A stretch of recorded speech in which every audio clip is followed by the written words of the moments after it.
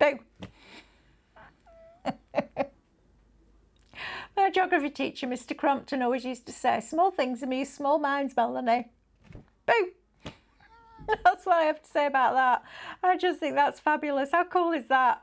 Now, this could be beautiful with loads of flowers on it if you wanted it to be, but it just works so well with those monsters, doesn't it? Halloween. This is going to be fantastic at Halloween.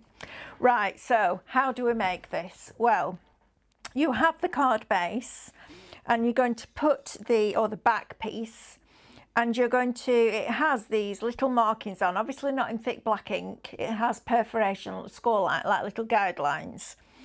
But I've put this ink on so that you can see clearly where they go.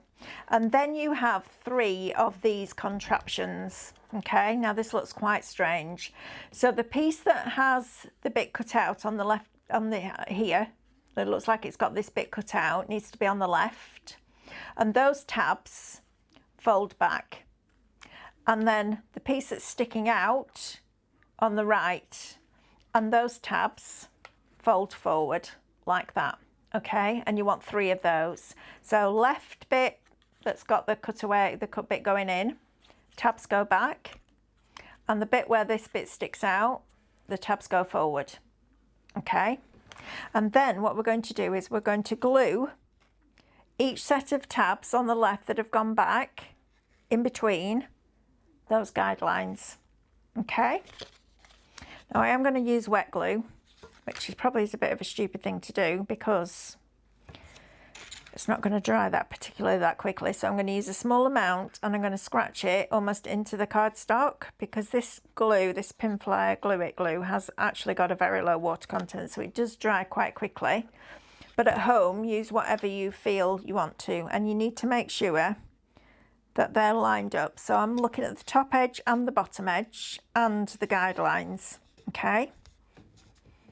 Because it all needs to be level, otherwise it won't flip backwards and forwards. Okay, so that's that bit. Second one, exactly the same thing, okay? And it's going to go next to the one that you've just done. So turn it over, put our glue on, like that.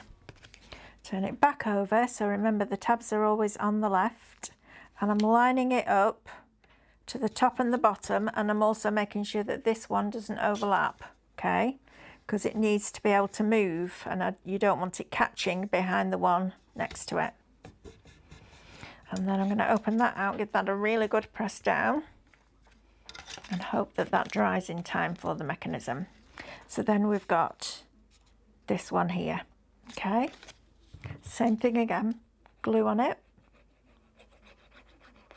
So it's always the tabs that go back, which were the tabs on the left. Once you've done 1 or 2 of these, or half a dozen, you'll get it. It's just working out how it works, that's all. And it's harder doing videos because you've got to think of the right words so that it makes sense to you guys. You know, it's easy just sticking stuff together, but when you've got to verbalise it, it's not always that easy. So that's my problem, not yours. So I've now got these 3 panels like that, okay? Now there is another frame. So this frame here, and it has several layers. And when I first saw it, I thought, blimey, why are we using so many layers? Actually, you need them. And you need them because you need to have this rigidity to make sure that when you pull it, it's not just one piece of flimsy card, okay?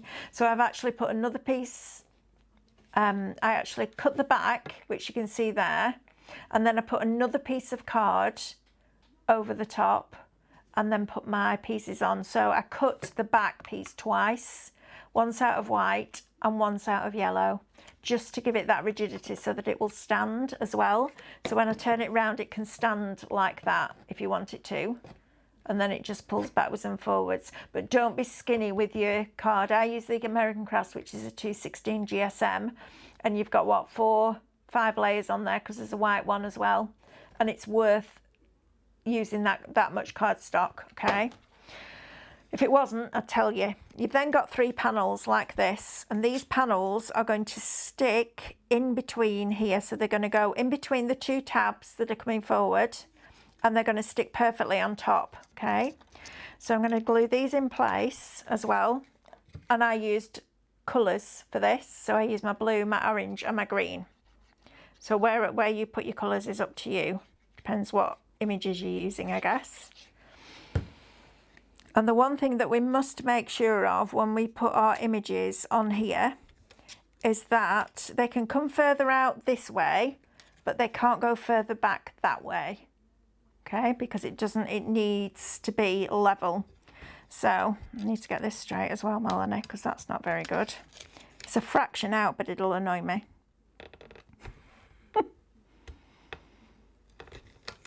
Right, so that one goes on there.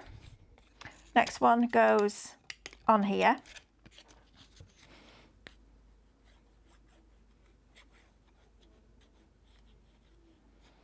Like that. So slide it in between those 2 tabs there, slide it across, like so, and line it up there, okay? And then across here like that.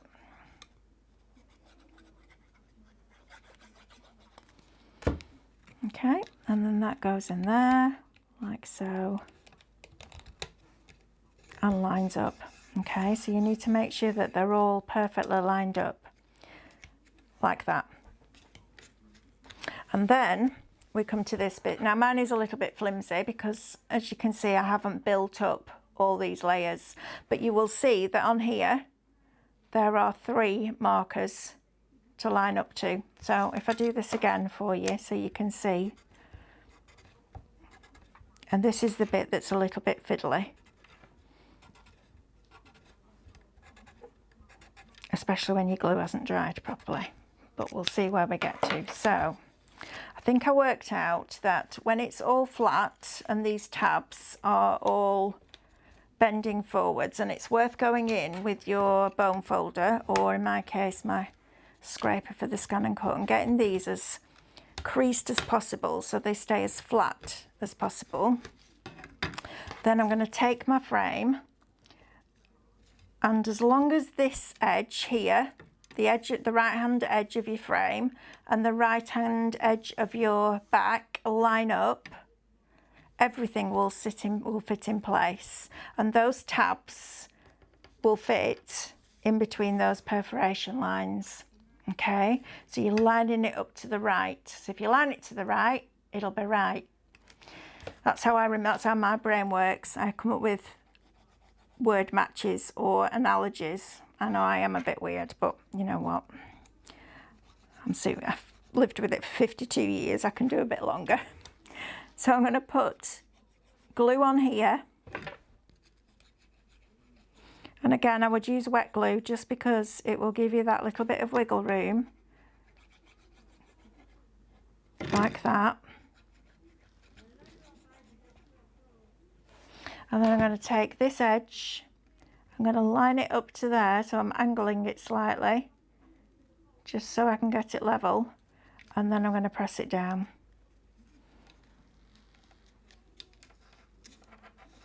And hopefully I will have been precise enough to make sure that that all lines up.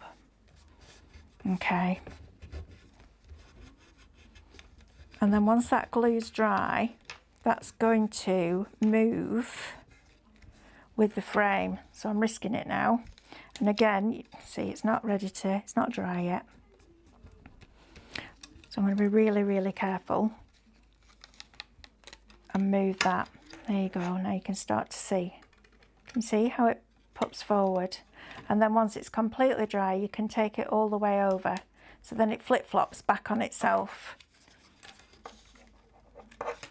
Unless you stick it, there you go. See?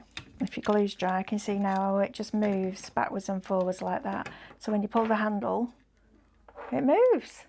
See, that wasn't too bad, was it?